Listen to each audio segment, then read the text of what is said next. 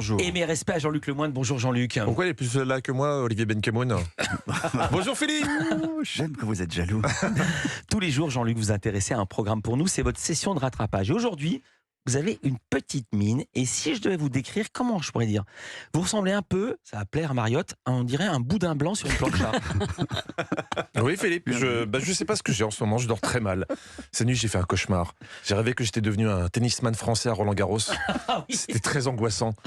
D'ailleurs on fait toujours une délocalisation à Roland-Garros vendredi prochain. Vendredi, Oui. ouais. Ça serait bien qu'on invite un tennisman français dans l'émission. Comme ça, il y en aura au moins un qui sera là en deuxième semaine. Mais sinon, je voudrais revenir 2 secondes là sur votre lancement. Là. Boudin blanc sur une plancha, vous êtes sérieux? Vous rendez compte que je vous fais dire n'importe quoi, Philippe? Ah oui. Et je le regrette, car vous vous débrouillez très bien sans moi. La semaine dernière, on n'a toujours pas compris ce que vous vouliez dire avec cette phrase. L'actualité et les coulisses du sport business avec Sacha Nokovic du journal L'Équipe. Et puis Laurent Mariotte va nous rejoindre. On va voir ce qui va nous déboucher. Eux aussi... Pardon, excusez-moi, ça c'est quand même un lancement de film érotique. Non. Qu'est-ce que c'est ce lancement? C'est quoi sa fonction dans l'émission, Laurent Mariotte? On l'appelle le déboucheur. À moins qu'il y ait une nouvelle rubrique, hein, les indispensables plomberies, mais je crois pas. Ou sinon, vous n'étiez pas dans votre état normal. Je sais pas. C'est possible. C'est le risque de l'émission du vendredi. On prend un acompte sur le week-end, même si on veut faire croire le contraire. Bon, Il est merci, 9h04 et 6 secondes, on est au jus de fruits. On va attendre 11h pour passer au rosé. Ouais, quand même. Moi je travaille là, allez au déboucher les bouteilles. Bonjour à toutes et à tous, et à ne pas consommer avec modération cette émission, c'est Culture Mania. Culture Mania, bien sûr.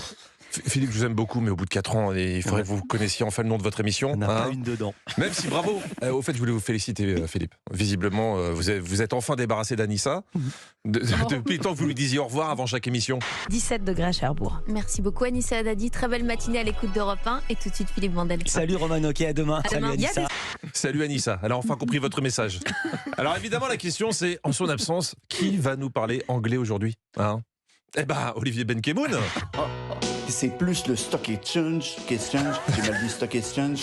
Oui. C'est ça qui vous fait rire, Philippe, je le sais. Je voudrais pas dénoncer, mais j'ai l'impression qu'Olivier, il fait comme vous, Philippe. Il s'en jette un petit derrière la cravate avant le direct. Hein, Olivier? Il faudrait vraiment songer à avancer l'horaire de votre émission sur CNews. Parce que j'ai regardé cette semaine le meilleur de l'info. Hein, 21h. C'est beaucoup trop proche de l'heure de l'apéro. Et puis, on vous racontera une histoire, alors, qui est sans doute très très choquante, mais un pasteur est menacé de décapitation. Ça, c'est Jean-Marc Morandini, on a parlé à Strasbourg. Et puis, vous entendrez aussi le témoignage de Maïlis. Strasbourg, témoignane. Visiblement, vous avez fait tomber quelques syllabes dans votre cocktail avant de prendre l'antenne. Et c'est encore plus flagrant si on ralentit un peu l'extrait. Ça, c'est Jean-Marc Morandini. On a parlé à Strasbourg. Et puis, vous entendrez aussi le témoignage de Maïlis. Ça le fait, hein? On a des beaux champions dans l'émission quand même. Hein.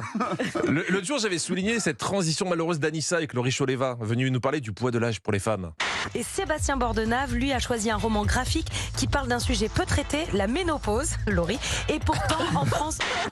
Ah oui, alors Ouais, oui. Philippe avait bien rigolé. Ah, il s'était bien moqué de la maladresse d'Anissa. Et ben mercredi, on recevait Maxime Le Forestier. Et il y avait Olivier Benkemoun. De Niro, on a appris qu'à 79 ans, il devenait papa. Et alors ce matin, j'ai appris aussi que Al Pacino, lui aussi, attendait un enfant. Ça vous tente de ce film, Maxime Le Forestier?